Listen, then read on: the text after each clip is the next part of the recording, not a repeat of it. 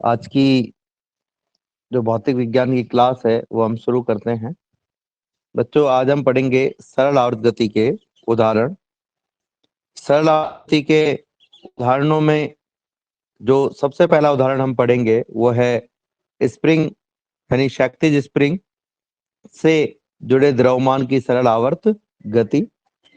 मान लीजिए एक दृढ़ आधार है और इस दृढ़ आधार से एक स्प्रिंग जो है वो जुड़ी हुई है। स्प्रिंग का जो दूसरा छोर है वो किसी m द्रव्यमान के पिंड से जुड़ा हुआ है और ये m द्रव्यमान का पिंड किसी घर्षणहीन सतह पर रखा हुआ है।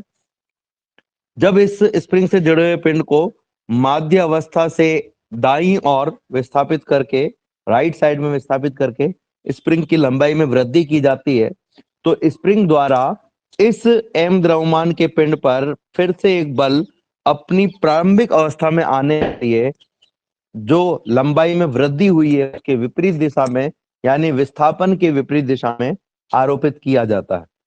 ये जो बल है इसे हम प्रत्यानयन बल कहते हैं।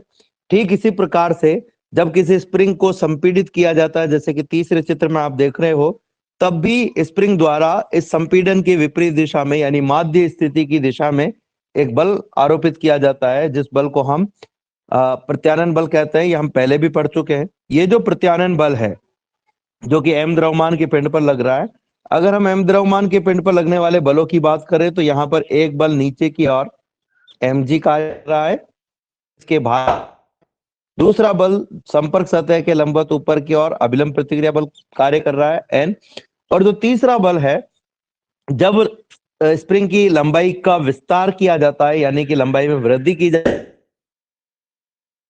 है।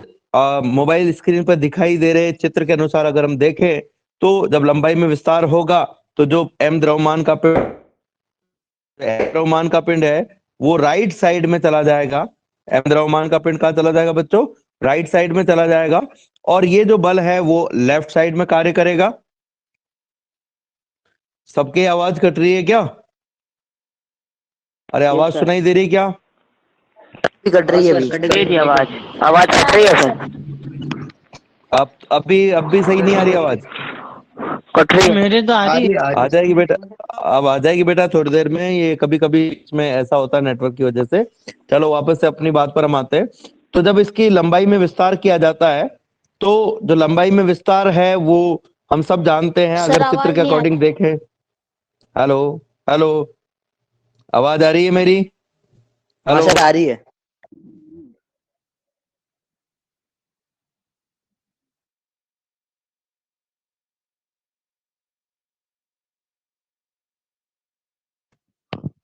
सर अब तो कुछ दिखाई नहीं दे रहा है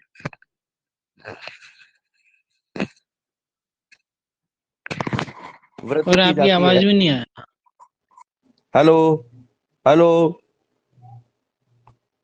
हेलो, हाँ सर, आवाज आ रही है तुमको? आवाज नहीं आ रही तुमको बिल्कुल ही? हेलो सर आवाज तो आ रही है ना। तुम मना क्यों कर रहे हो? आवाज नहीं आ आ रही रही है है। आवाज। सर अरे यार, वो अंकित शर्मा कर रहे हैं वो तो। अंकित शर्मा भी, अंकित शर्मा के वहां नेटवर्क की प्रॉब्लम बेटा, इसलिए कोई बात नहीं। वापस आते हैं अपन अपनी बात पर। तो जब इस पिंड को दाईं ओर विस्थापित करके और इसे छोड़ा जाता है तब इस पिंड पर छोड़ने से पूर्व भी इस पर एक बल कार्य करता है और छोड़ते समय भी इस पर एक बल कार्य करता है, बल है जो इस पिंड को अपनी माध्य अवस्था में लाने का प्रयास करता है। ये जो बल भार के कारण mg, इसे n बल द्वारा संतुलित कर दिया जाता है। अतः अगर हम देखें तो इस पिंड की जो गति है, क्षैतिज गति है, उसका जो कारण है वो बल है प्रत्यानयन बल, जो इसको अपनी प्रारंभिक अवस्था में लाने का प्रयास करता है। प्रत्यानयन बल जो किसी भी स्प्रिंग पर लगता है वो बल हमेशा स्प्रिंग के विस्थापन के समानुपाती होता है, यानी F is proportional to X। यदि हम इस प्रोपोर्शनलिटी को हटाना चाहें तो यहाँ पर हम एक स्थिरांक काम में ले सकते हैं। वो स्थिरांक होगा K, और X तो ऑलरेडी है। यहाँ पर एक माइनस भी काम में लिया जाता है। माइनस इसलिए काम में लिया जाता है क्योंकि ये जो बल प्रत्यानयन बल है वो सदैव विस्थापन के विपरीत दिशा में लगता है। यदि लंबाई की स्प्रिंग की लंबाई में विस्तार होगा यानी लंबाई बढ़ेगी तो ये लंबाई कम करने की दिशा में कार्य करता है, और जब स्प्रिंग का संपीड़न होता है तो ये लंबाई बढ़ाने की दिशा में यानी विस्तार की दिशा में कार्य करता है। तो प्रत्यानयन बल जो होता है वो सदैव विस्थापन के विपरीत दिशा में कार्य करता है। एक बात। दूसरी बात कि किसी भी पिंड पर लगने वाले सभी बलों का कुल योग m इंटू ए के बराबर होता है।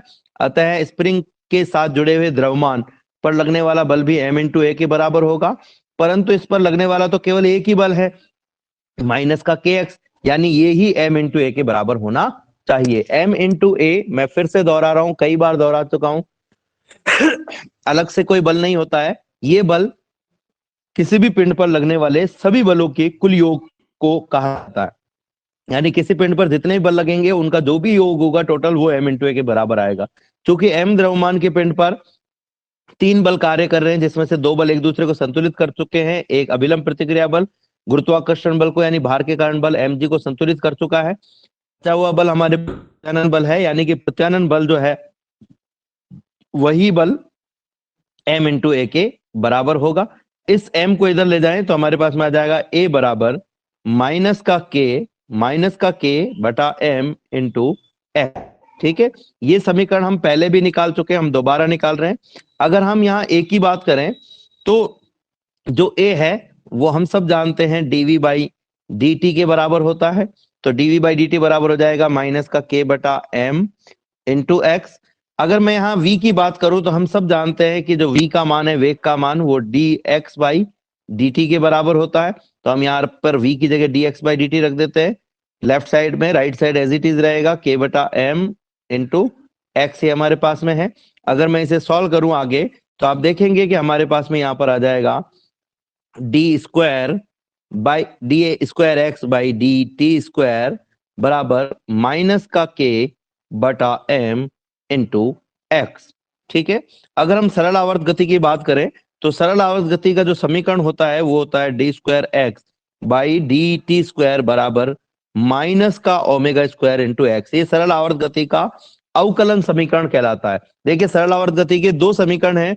एक सरल आवर्त गति का विस्थापन समीकरण है जो आपने y बराबर a साइन ओमेगा टी या y बराबर a कॉस ओमेगा टी के रूप में पढ़ा होगा। ये सरल आवर्त गति का सामान्य समीकरण कहलाते हैं। और ये जो समीकरण अभी सबसे लास्ट में मैंने लिखा है, ये सरल आवर्त गति का अवकलन समीकरण कहलाता है। अगर हम इसको देखें ध्यान से तो आप इसमें पाएंगे कि दोनों साइड में, लेफ्ट साइड में, दोनों ही समीकरणों में जो समीकरण हमने अभी निकाली है D square X by D T square बराबर माइनस का k बटा m इंटू एक्स, और जो समीकरण सरल आवर्त गति में होती है D square X by D square is equal to minus का ओमेगा स्क्वायर एक्स, इन दोनों के लेफ्ट साइड की जो संख्या है वो एक जैसी है, राइट साइड में भी x के स्थान पर x ही है, माइनस की जगह पर माइनस ही है। तो अगर हम तुलनात्मक अध्ययन करें तो हम देखेंगे कि ओमेगा स्क्वायर जो है उसके स्थान पर k m है। तो हमारे पास में यहां से ओमेगा बराबर हो जाएगा अंडर रूट ऑफ k बटा m। ये हम पहले भी निकाल चुके हैं, दोबारा हम निकाल रहे हैं इसको। लेकिन एक खास बात आप देखेंगे कि हमने ये जो D square X by D T square है, ये जो हमने प्राप्त किया वो हमने a से प्राप्त किया, यानी ये समीकरण हमारे पास में थी a बराबर माइनस का k बटा m इंटू एक्स। तो इसी प्रकार से जो दूसरी समीकरण है जिसमें D square X by D T square equal to minus का ओमेगा स्क्वायर इंटू एक्स है, वहां भी D square X by D T square को आप a ही लिख सकते हो। तो a बराबर माइनस का ओमेगा स्क्वायर एक्स होगा। यानी आप चाहें तो इसे अवकलन रूप में नहीं लिख करके इस रूप में भी लिख सकते हैं और इस रूप में भी इसकी तुलना कर सकते हैं। अगर हम इस रूप में भी तुलना करें तो हम देखेंगे a के स्थान पर a है, सेकंड समीकरण में भी माइनस के स्थान पर माइनस है, x के स्थान पर x है, बस जो ओमेगा स्क्वायर है उसके स्थान पर k बटा m आ गया है, तो ये k बटा m हमारे पास में हो गया। तो ओमेगा बराबर हो जाएगा अंडर रूट ऑफ k बटा m। अब हम सब जानते हैं कि जो ओमेगा होता है उस ओमेगा का मान होता है 2 पाई बटा टी। 2 पाई बटा टी, ओमेगा की जगह हम रख सकते हैं 2 पाई बटा टी। 2 पाई बटा टी इज इक्वल टू हो जाएगा k बटा m। अब इस समीकरण को आप 2 तरीके से आगे सॉल्व कर सकते हैं। देखो, पहला जो तरीका है उस तरीके में हम क्या करेंगे कि हम आवर्ती का मान निकालेंगे और उससे फिर आवर्ती का मान निकालने के बाद में हम आवर्तकाल का मान निकालेंगे। दूसरा तरीका है कि हम सीधे आवर्तकाल का मान निकाल लें। इस समीकरण को जो भी हमने निकाली, इसको अगर आप ध्यान से देखें तो यहां पर 2 पाई जो दिया हुआ है, इसको अगर मैं लेफ्ट में ले जाऊं तो सॉरी राइट में ले जाऊं तो लेफ्ट में आपके पास में 1 अपॉन टी रह जाएगा। 1 upon t is equal to 1 upon 2 pi. ये 2 पाई जो है वो नीचे आ गया तो 1 अपॉन 2 पाई हो गया, अंडर रूट ऑफ k बटा एम। 1/t हम सब जानते हैं, 1 बटा आवर्तकाल जो होता है वो आवृत्ति के बराबर होता है, तो आप इसे लिख सकते हो आवृत्ति n इज इक्वल टू, आवृत्ति n is equal to 1/2 pi under of k बटा m। एक मान तो हमारे पास में आवृत्ति का आ गया बच्चों यहां से। दूसरा मान, अगर हम आवर्तकाल का निकालना चाहें तो वापस से मैं ये जो नीचे नीचे समीकरण लिखी हुई है जिससे हमने आवृत्ति का मान निकाला है, वापस से उसी पर हम आते हैं। यहां से हम क्या करेंगे बच्चों, जो t है जो लेफ्ट में दिया हुआ है हर में, उसे हम राइट साइड में ले जाएंगे, और जो k बटा m है उसे हम लेफ्ट में लेकर आएंगे। तो लेफ्ट में आपके पास में हो जाएगा 2 पाई बटा अंडर ऑफ k बटा m is equal to t। ठीक है, अंडर ऑफ k बटा m जो है उसको आप एक तरीके से चाहो तो मैं अलग से लिख रहा हूं, k बटा m की घात 1/2 भी लिख सकते हैं, क्योंकि अंडर का मतलब घात 1/2 होता है। देखिए बच्चों, जब x बटा y का होल स्क्वायर हो तो आप इसे x स्क्वायर बटा y स्क्वायर लिखते हैं। तो ठीक इसी तरीके से k बटा m की घात जब 1/2 होगी तो उसको अगर हम अलग अलग सेपरेट करना चाहें, इसको अलग अलग करना चाहें k बटा m को, तो हम इसे लिख सकते हैं बराबर k की घात 1/2 अपॉन m की घात 1/2। और जो घात 1/2 है उसको हम सब जानते हैं अंडर के रूप में डिनोट करते हैं। तो आप अगर चाहें तो अंडर ऑफ k बटा m को k की घात 1/2, k की घात 1/2 यानी k का अंडर,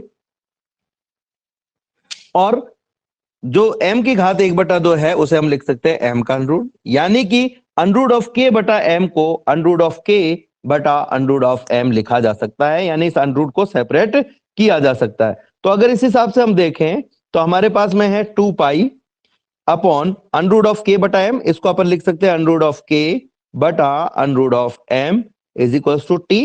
ये जो अंडर ऑफ m है, अंडर ऑफ k बटा m है, ये ऊपर जाकर के उल्टा हो जाएगा। तो अभी आपके पास में ऊपर 2 पाई है, अंडर ऑफ k बटा अंडर ऑफ m ऊपर जाकर उल्टा हो गया, अंडर ऑफ m बटा अंडर ऑफ k हो गया बराबर t।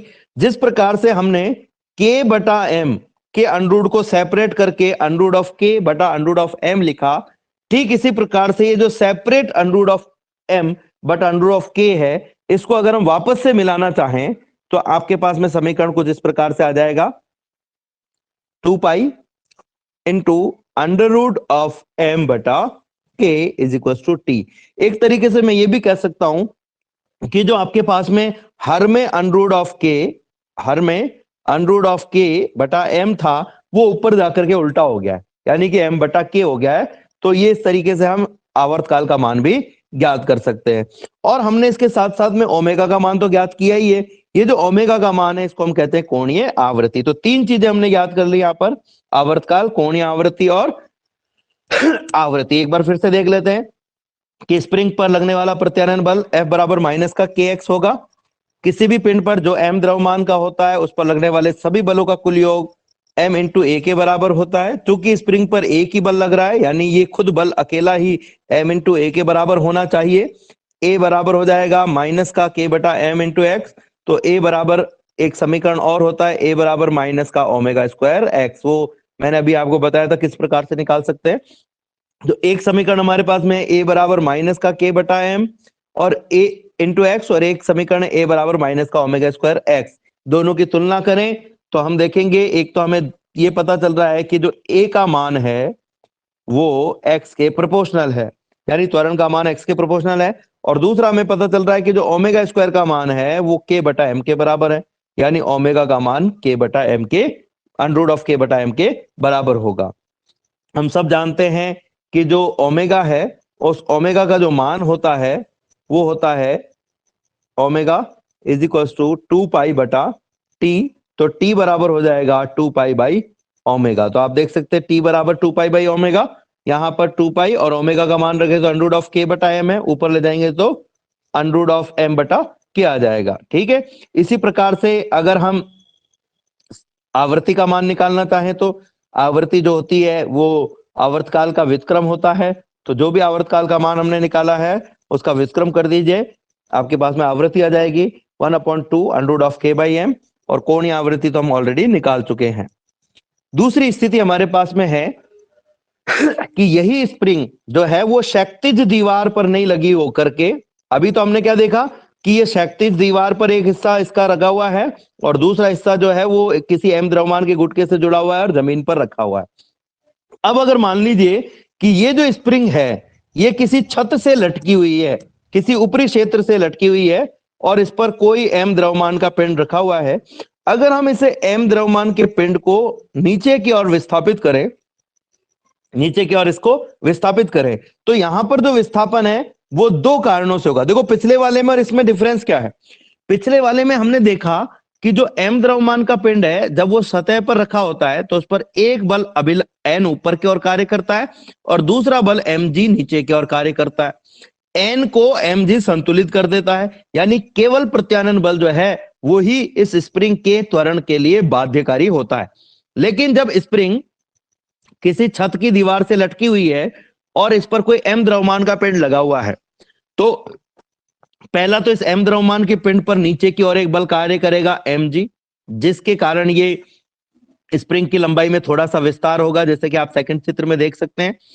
और उसके बाद में अगर आप भी इस पर बल लगाए किसी भी प्रकार का अगर आप इस पर बल लगाए तो वो बल भी इस स्प्रिंग के लंबाई में विस्थापन करेगा। मान लीजिए आपने इसको नीचे की तरफ खींचा और उससे स्प्रिंग की जो लंबाई है उसमें जो विस्थापन है वो y हो गया, ठीक है, तो वो बल भी नीचे की ओर लग रहा है। यानी एक तरीके से देखें तो अब स्प्रिंग की लंबाई में विस्तार का जो कारण है वो दो बल है, एक तो बल mg है और दूसरा बल जो है वो है F बल जो हमने इस पर लगाया है, ठीक है।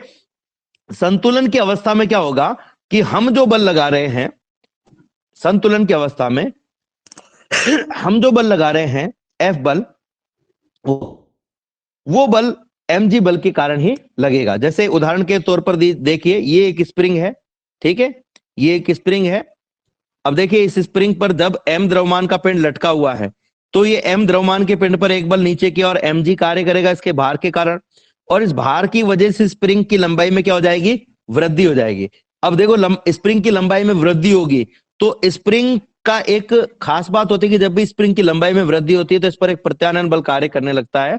वो किस दिशा में कार्य करता है, वो बल सदैव इसे अपनी प्रारंभिक अवस्था में लाने का प्रयास करता है। तो प्रत्यानयन बल हमेशा उस बल के विपरीत दिशा में कार्य करेगा, हमेशा उस बल के विपरीत दिशा में कार्य करेगा जिस दिशा में हम बल लगा रहे हैं।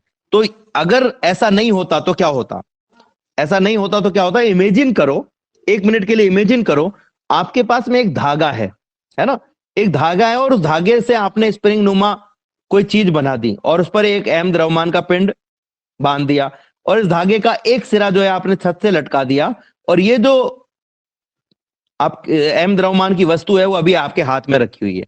अगर आप अपने हाथ को हटा लें तो इस एम द्रव्यमान के पिंड के भार के कारण ये धागा क्या हो जाएगा, एकदम सीधा हो जाएगा, एकदम सीधा हो जाएगा। और अगर मैं स्प्रिंग की बात करूं, अगर ये द्रव्यमान एम द्रव्यमान का जो पिंड है वो स्प्रिंग पर लगा हुआ है तो आप ये देखते हैं कि स्प्रिंग जो है वो एकदम सीधी नहीं होती। ऐसा क्यों? क्योंकि धागे पर किसी भी प्रकार का प्रत्यानयन बल कार्य नहीं करता है, जबकि स्प्रिंग पर एक प्रत्यानयन बल कार्य करता है जो स्प्रिंग की लंबाई में होने वाले विस्तार का विरोध करता है। तो ये जो एम द्रव्यमान का पिंड है इसका भार तो इसे नीचे की तरफ खींच रहा है mg, लेकिन प्रत्यानयन बल क्या करेगा, ऊपर की ओर खींचेगा, ठीक है। अब संतुलन की अवस्था कब प्राप्त होगी, संतुलन की अवस्था कब प्राप्त होगी, तो इसको ध्यान से समझना कि किसी भी पिंड पर लगने वाला जो प्रत्यानयन बल होता है, किसी भी पिंड पर लगने वाला, या हम कहें स्प्रिंग की बात करें स्पेशली, तो स्प्रिंग पर लगने वाला जो प्रत्यानयन बल है F, वो स्प्रिंग की लंबाई में होने वाले परिवर्तन के तुल्य होता है, ठीक है। जितना लंबाई में वृद्धि होगी ये प्रत्यानयन बल उतना ही ज्यादा लगेगा। एक मिनट के लिए मानो कि ये एक स्प्रिंग है, सीधी बना दी मैंने थोड़ी सी देर के लिए, एक मिनट के लिए मान लो इस पर ये एक एम द्रव्यमान का पिंड है, इसकी वजह से ये एम द्रव्यमान का जो पिंड है मान लो 5 किलोग्राम का पिंड है, ठीक है। और हम सब जानते हैं कि जी का जो मान होता है वो होता है 10, तो टोटल कितना हो गया 50, यानी mg का मान मैं निकालना चाहूं तो 50 न्यूटन बल नीचे की ओर कार्य कर रहा है, ठीक है। ये जो स्प्रिंग लगी हुई है जैसे यहां पर लगी हुई है, इसके लिए जो प्रत्यानयन गुणांक है k, जो प्रत्यानन गुणांक है के, उसका मान है मान लीजिए 20। उसका मान कितना है?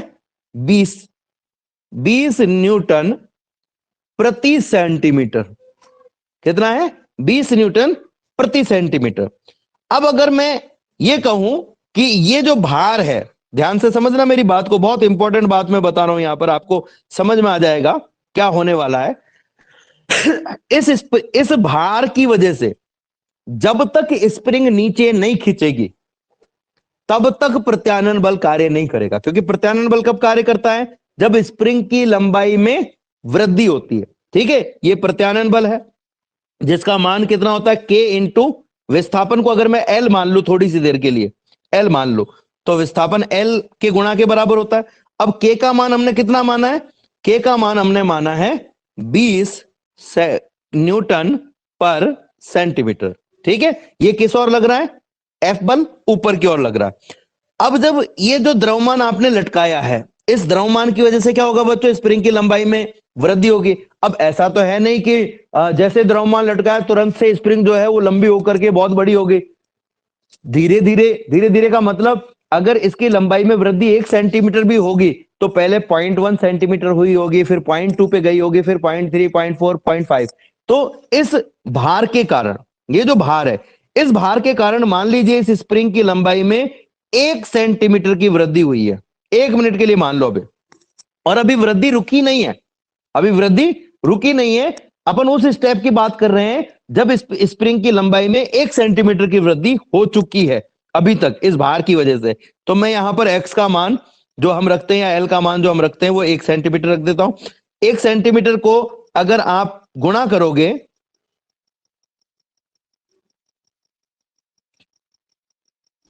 एक सेंटीमीटर को जब आप इस के से गुणा करोगे तो आपके पास में कितना आएगा? 20 न्यूटन पर सेंटीमीटर इंटू 1 सेंटीमीटर, यानी आपके पास में कितना आ गया? टोटल 20 न्यूटन बल। अब बच्चों, जो 5 किलोग्राम का आपने द्रव्यमान लगाया, उस द्रव्यमान की वजह से नीचे की ओर तो लग रहा है 50 न्यूटन बल, और जो प्रत्यानन बल है उसका मान कितना है? 20 न्यूटन। अब बताओ कौन सा बल पावरफुल है? जो नीचे की ओर लग रहा है बल वही पावरफुल है बल अभी। भाई जो बल नीचे की ओर लग रहा है वही पावरफुल बल है, और वो पावरफुल बल है तो अभी क्या होगा? उस बल का प्रभाव अभी भी आगे बढ़ेगा, यानी स्प्रिंग का विस्थापन और होगा। मान लीजिए स्प्रिंग का विस्थापन 1 सेंटीमीटर से बढ़कर के 2 सेंटीमीटर हो गया, 2 सेंटीमीटर रख दिया हमने, ये सेंटीमीटर सेंटीमीटर घट गया, 2 से 20 गुना हो गया, 40 आ गया। अभी भी कौन बड़ा है? अभी भी हम कहेंगे द्रव्यमान के कारण जो बल लग रहा है वही बड़ा है। लेकिन जब स्प्रिंग का विस्थापन 2 की जगह 2.5 सेंटीमीटर हो जाएगा, 2.5, तो हम कहेंगे कि जो प्रत्यानन बल है उसका मान हो जाएगा 50 न्यूटन। ठीक है, 50 न्यूटन, और जो नीचे mg बल लग रहा है उसका मान भी 50 न्यूटन है। अब दोनों बल बराबर हो गए, दोनों बल क्या हो गए? बराबर हो गए, और बराबर हो गए तो क्या हो जाएगा? संतुलन की अवस्था प्राप्त हो जाएगी, यानी कि m द्रव्यमान के पिंड के कारण, m द्रव्यमान के पिंड के कारण इस स्प्रिंग की लंबाई में एक पर्टिकुलर वृद्धि होती है और उसके बाद में रुक जाती है। अब सोचो 1 मिनट के लिए कि अगर यही पिंड यही पिंड जो है वो 5 किलोग्राम का नहीं होकर के यही पिंड 6 किलोग्राम का होता तो नीचे की ओर 60 न्यूटन बल लग रहा होता। अब ये स्प्रिंग की लंबाई बढ़ना कब बंद होगी? जब प्रत्यानन बल इस mg बल को संतुलित कर देगा। तो प्रत्यानन बल mg बल को संतुलित कब कर पाएगा? हमने जो उदाहरण लिया है उस उदाहरण के हिसाब से अगर हम k माने तो हम कहेंगे जब जो स्प्रिंग है उसकी लंबाई में 3 सेंटीमीटर का विस्तार हो जाएगा, तब प्रत्यानन बल का मान भी mg बल के बराबर हो जाएगा और स्प्रिंग का विस्तार जो है रुक जाएगा। यानी हम कह सकते हैं कि संतुलन की अवस्था में, यानी जब स्प्रिंग का विस्तार रुक जाता है, उस अवस्था में प्रत्यानन बल इस बल को संतुलित कर देता है। ठीक है, इस बल को संतुलित कर देता है। एक बात। दूसरी बात कि जैसे मैंने बात की धागे की, धागे में भी बच्चों कुछ ऐसा ही होता है कि धागे को जब आपने स्प्रिंग नुमा बना करके लगाया और इस पर आपने द्रव्यमान लटका दिया, तो इस धागे की लंबाई में तब तक वृद्धि होती रहेगी, यानी ये स्प्रिंग नुमा जो भाग है इस स्प्रिंग नुमा भाग की लंबाई में तब तक विस्तार होता रहेगा जब तक कि ये धागा एकदम सीधा नहीं हो जाए, क्योंकि जब ये धागा एकदम सीधा हो जाएगा तो इस पिंड पर नीचे लगने वाला बल mg धागे द्वारा इसी पिंड पर लगाए गए बल, जिसे हम कहते हैं तनाव बल T के द्वारा संतुलित हो जाएगा। और ऐसा तभी हो सकता है जब धागा एकदम खिंचा हुआ हो, क्योंकि धागे में तनाव बल तभी काम करता है जब वो खिंचा हुआ हो। तो जिस प्रकार से धागे में तनाव बल इस mg बल को संतुलित कर देता है, ठीक इसी प्रकार से हम ये कह सकते हैं कि इस स्प्रिंग में जो प्रत्यानन बल है वो जब mg बल को संतुलित कर देता है, तो उस स्थिति में इस पिंड की अगर हम बात करें तो इस पर दो बल कार्य कर रहे हैं, एक प्रत्यानन बल ऊपर की ओर, एक mg बल नीचे की ओर। प्रत्यानन बल का मान है F, जिसको हमने कहा माइनस का K बटा L, और जो mg बल है वो नीचे की ओर कार्य कर रहा है। तो संतुलन की अवस्था में हम क्या कहेंगे कि इन दोनों बलों का योग, इस बल F और इस बल mg का योग 0 आना चाहिए। तो F प्लस mg बराबर आना चाहिए 0। अब F का मान कितना है? तो F का मान है माइनस का KL प्लस mg बराबर 0। ये जो माइनस का KL है इसे दूसरी तरफ ले जाओ तो आपके पास में आ जाएगा mg बराबर KL। ये हुई संतुलन की अवस्था की बात कि भाई संतुलन आ गया है, द्रव्यमान के कारण जितना विस्तार होना था हो गया है। अब मान लीजिए कि मैं इस स्प्रिंग को थोड़ा सा और नीचे खींचूं, मैं बल लगा करके नीचे खींच लेता हूं इस स्प्रिंग को, तो अब क्या होगा? नीचे की ओर कितने बल करने लग जाएंगे? नीचे की ओर अब दो बल कार्य करेंगे। एक बल तो कार्य कर रहा है नीचे की ओर mg, ठीक है, और दूसरा बल जो कार्य कर रहा है नीचे की ओर वो कौन सा कार्य कर रहा है? मेरे द्वारा लगाया गया बल, ठीक है, मेरे द्वारा लगाया गया बल। अब जो mg बल है उसकी वजह से स्प्रिंग की लंबाई में L की वृद्धि हुई, और मैंने जो बल लगाया उसकी वजह से स्प्रिंग की लंबाई में y की वृद्धि हुई। तो टोटल वृद्धि कितनी हो गई? हम कहेंगे इस अवस्था में ये स्प्रिंग जो है, इस स्प्रिंग पर अब तीन बल कार्य कर रहे हैं। एक बल mg नीचे की ओर, एक बल जो मैंने लगाया है वो है, उस बल को हम कहेंगे मान ले थोड़ी सी देर के लिए स्मॉल f बल, ठीक है, और एक बल ऊपर की ओर कार्य कर रहा है। वो बल कौन सा है? वो बल है प्रत्यानन बल, ठीक है। और उस प्रत्यानन बल को अगर मैं f डैश मान लूं तो इस f डैश का मान कितना होगा? हम कहेंगे माइनस का K इंटू कुल विस्थापन। अब कुल विस्थापन कितना है? L plus Y। L विस्थापन तो mg भार के कारण और F मेरे द्वारा लगाए गए बल के कारण। लेकिन जिस वक्त मैं इस स्प्रिंग को छोड़ देता हूं उस वक्त इस स्प्रिंग पर दो ही बल कार्य करते हैं। एक बल तो जो मैंने लगाया, एक बल तो होता है mg बल, और दूसरा बल चूंकि स्प्रिंग को मैंने खींच करके छोड़ा है, स्प्रिंग को मैंने क्या किया है? नीचे की तरफ खींच के छोड़ा है, यानी स्प्रिंग का विस्थापन जब मैंने छोड़ा उस समय, ठीक उस समय की बात कर रहा हूं, एग्जैक्टली उसी समय की, उस समय स्प्रिंग का विस्थापन तो L प्लस वाई ही था, इसलिए उस समय स्प्रिंग पर जो प्रत्यानन बल है उसमें कोई कमी नहीं आएगी। और चूंकि प्रत्यानन बल का जो मान है उसमें कोई कमी नहीं आई है, तो अब स्प्रिंग पर केवल दो बल कार्य कर रहे हैं, एक mg बल और एक प्रत्यानन बल। यानी मैं अगर स्प्रिंग पर लगने वाले कुल बल का मान निकालना चाहूं तो मुझे इन दोनों बलों को जोड़ना पड़ेगा। जैसे संतुलन की अवस्था में हमने कुल बल निकाला था दोनों को जोड़ करके, अब हम दूसरी अवस्था में कुल बल निकाल रहे हैं। तो एक बल तो लग रहा है इस पर F डैश और दूसरा बल लग रहा है इस पर mg। पिछली बार हमने कहा कि इस पर दो बल लग रहे हैं F और mg, और हमने कहा था इनका योग 0 है, लेकिन अब हम इसका योग 0 नहीं कहेंगे। क्यों नहीं कहेंगे इसका योग 0? क्योंकि उस समय हमने कहा था ये संतुलन की अवस्था है और इस अवस्था में अब स्प्रिंग गति करना बंद कर देगी, द्रव्यमान के कारण थोड़ी देर तक नीचे खींचेगी और उसके बाद में ये गति करना बंद कर देगी। लेकिन ये जो अवस्था है जिसमें हमने स्प्रिंग को नीचे खींच करके छोड़ा है, अब स्प्रिंग क्या करेगी? कंपन करने लगेगी, यानी गति करेगी। और जब स्प्रिंग गति कर रही है तो उस स्थिति में इस पर लगने वाले सभी बलों का जो योग है उसको हम कह सकते हैं F, और F का मान कितना होता है?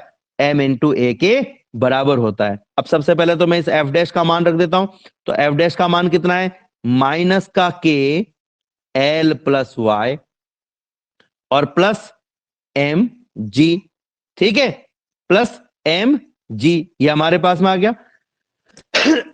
ठीक है ना। अब समीकरण नंबर 2 पर भी हम जाएंगे थोड़ी देर बाद में। ये हमारे पास में आया, ये किसके बराबर है, ये बराबर है एफ के, ठीक है, ये बराबर है एफ के। अब अगर मैं इस समीकरण को खोलूं आगे, तो हमारे पास में आएगा, देखो, माइनस का k into L plus plus sorry plus नहीं, माइनस, बाई मिस्टेक प्लस बोल दिया मैंने, माइनस भी गुणा होगा, ये माइनस का के वाई से गुणा होगा, तो माइनस का k into y plus m g बराबर एफ। ठीक है बच्चों, हमने क्या किया, इस समीकरण को बस इस ब्रैकेट को खोल दिया है। अब अगर पीछे की तरफ आप चलोगे, तो हमने अभी थोड़ी देर पहले ही ये देखा था कि जो mg का मान है वो kl के बराबर है। अब या तो kl की जगह mg रख दो या mg की जगह kl रख दो, तो हम इस mg की जगह kl रख देते हैं। तो देखो क्या आएगा, माइनस का kl माइनस का ky प्लस का mg है, mg की जगह आ गया kl बराबर हो गया f। तो देखो ये kl से kl कट गया, क्या आ गया आपके पास में, kl से kl कटने के बाद में, kl से kl कटने के बाद में आ गया f बराबर, f रह गया एक तो, और एक रह गया माइनस का के वाई, तो माइनस का के वाई, f बराबर माइनस का के वाई। ये बिल्कुल समीकरण वैसा ही आ गया वापस से जैसा हमारे पास में पहले आया था, f बराबर माइनस का के एक्स। अब उस समय x दिशा में विस्थापन था तो माइनस के एक्स लिया, अब y दिशा में विस्थापन है तो माइनस के वाई आ गया। ठीक है, हालांकि सिचुएशन बदल गई है, पर फिर भी हमारे पास में f का मान के एक्स के बराबर आया। अब f जो है उसका मान यानी कुल बल का मान हम सबको पता है m इंटू ए के बराबर होता है, तो m इंटू ए बराबर हो जाएगा माइनस का के, ओ सॉरी, माइनस का के इंटू वाई। ठीक है बच्चों, यहां से m को दूसरी तरफ ले जाओ, m को दूसरी तरफ ले जाओगे तो आपके पास में आ जाएगा, a बराबर माइनस का k upon m into y. और अगर मैं सरल आवर्त गति का समीकरण लिखना चाहूं तो हम सब जानते हैं सरल आवर्त गति का जो समीकरण होता है वो होता है a बराबर माइनस का ओमेगा स्क्वायर वाई। अब आप कहोगे कि सर आप गड़बड़ कर रहे हो, कभी तो आप कहते हो कि सरल आवर्त गति का समीकरण a बराबर माइनस का ओमेगा स्क्वायर एक्स होता है, कभी आप कह रहे हो ओमेगा स्क्वायर वाई होता है। जब पिंड की गति x दिशा में हो तो हम ओमेगा स्क्वायर एक्स लिखेंगे, और जब पिंड की गति y दिशा में हो तो हम ओमेगा स्क्वायर वाई लिखेंगे। दोनों एक ही तरह के समीकरण है। अगर आप इन दोनों की तुलना करोगे तो a के स्थान पर a है, y के स्थान पर y है, माइनस के स्थान पर माइनस है। इसका मतलब ओमेगा स्क्वायर बराबर हो गया अंडर ऑफ k बटा m। तो ओमेगा बराबर क्या हो जाएगा, अंडर ऑफ k बटा m, यानी वो की वही चीजें हमारे पास में वापस से आ गई है, वो की वही चीजें हमारे पास में वापस से आ गई है। ठीक है, तो इस प्रकार से हम ये निकाल सकते हैं। ठीक है ना, लेकिन एक और खास बात यहां पर हमारे सामने आएगी और वो हम देखेंगे क्या। हमने देखा समीकरण नंबर, अभी हमारे पास में ओमेगा का मान आया, ओमेगा बराबर अंडर ऑफ के बटा एम। ठीक है, ओमेगा बराबर अंडर ऑफ के बटा एम आ गया हमारे पास में। लेकिन इसको आप एक नए रूप में भी लिख सकते हो। नया रूप कैसे, अगर आप समीकरण नंबर 2 जो हमने निकाली है उस पर ध्यान दो, इस समीकरण पर, तो ये समीकरण है एम जी बराबर के इंटू एल। यहां से एम को लेफ्ट में और एल को राइट में ले आओ, तो आपके पास में क्या आ जाएगा, के बटा एम लेफ्ट में और राइट में आ जाएगा जी बटा एल, यानी के बटा एम को जी बटा एल लिखा जा सकता है। समीकरण 2 से के बटा एम को हम क्या लिख सकते हैं, जी बटा एल लिख सकते हैं। तो यहां पर भी लिख दीजिए, तो ओमेगा बराबर क्या हो गया, अंडर ऑफ जी बटा एल हो गया। ठीक है, अब ओमेगा का मान कितना है, तो हम सब जानते हैं ओमेगा का मान कितना होता है, ओमेगा का मान होता है 2 पाई बटा टी, 2 पाई बटा टी बराबर under of g upon L.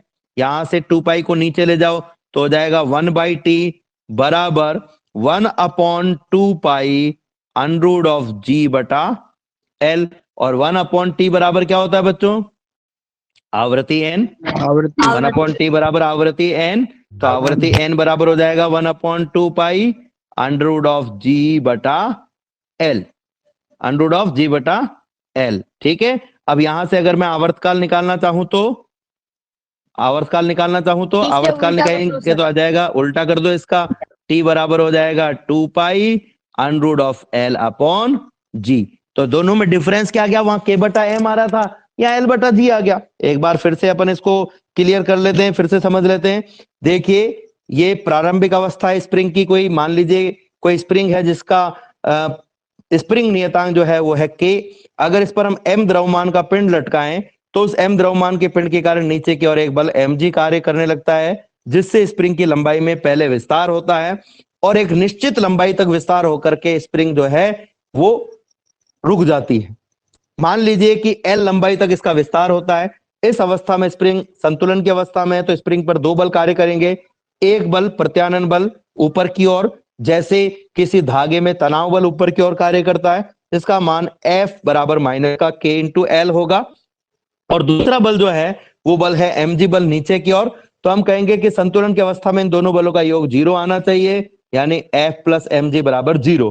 F का मान रखें, माइनस का KL है, इस KL को दूसरी तरफ ले जाओगे तो mg बराबर KL हो जाएगा। यदि हम स्प्रिंग को थोड़ा सा नीचे की ओर और खींचे तो इसकी जो लंबाई है वो L लंबाई तो पहले ही बढ़ चुकी है, अब इसमें थोड़ा सा विस्तार और हो जाता है।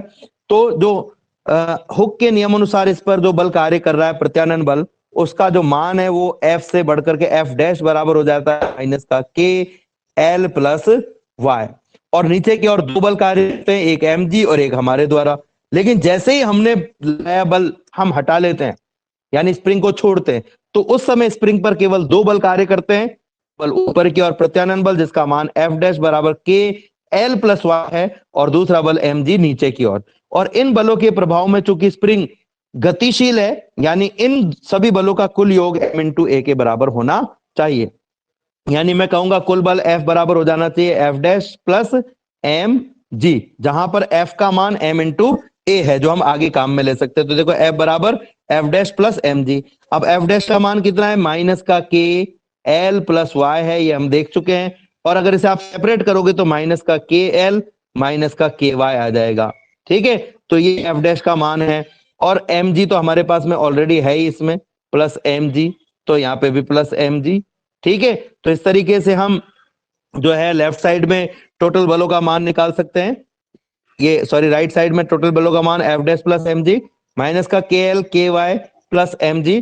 समीकरण 2 में हम देख चुके हैं कि mg का जो मान है वो KL के बराबर, तो को यहां से हटा करके अगर मैं KL लिखूंगा तो KL से KL कट जाएगा और माइनस का KY ही आपके पास में रहेगा, यानी F बराबर माइनस का KY। और ये जो F है वो m इंटू ए के बराबर है, तो m इंटू ए बराबर माइनस का KY हो जाएगा। m को दूसरी तरफ ले जाओगे तो a बराबर माइनस का K बटा m इंटू Y हो जाएगा। a का जो मान है वो हम पहले ही देख चुके हैं, a का जो मान है वो हम पहले ही देख चुके हैं कि ये माइनस का ओमेगा स्क्वायर इंटू विस्थापन, x अगर विस्थापन तो x और y हो तो y के बराबर होता है। और अभी a का जो मान आया है वो माइनस का K बटा m इंटू y है। दोनों की तुलना करें तो जो ओमेगा का मान है वो अंडर रूट ऑफ K बटा m हो जाएगा, अंडर रूट ऑफ K बटा m। हम देख चुके हैं कि हमारे पास में एक समीकरण थी mg बराबर KL, यहां से m को राइट में ले जाएं और तो g बटा l बराबर K बटा m हमारे पास में आ जाएगा। यानी कि हम जो K बटा m है उसकी जगह g लिखते हैं, या m अपॉन K की जगह l अपॉन g लिख सकते हैं, एक ही बात है। यानी जो आपके पास में पिछले समीकरण में आवृत्ति और आवर्तकाल के सूत्र आए थे, वहां पर जहां पर भी K बटा m था उसकी जगह आप g बटा l लिख दीजिए, और जहां पर m बटा K था वहां पर आप l बटा g लिख दीजिए। तो पिछले सूत्रों में हमने देखा था कि t का जो मान आया था वो 2 pi upon under root of m बटा k आया था। अब m बटा k की जगह l अपॉन g लिख देंगे तो 2 पाई t बराबर 2 pi under root of l upon g हो जाएगा। और इसी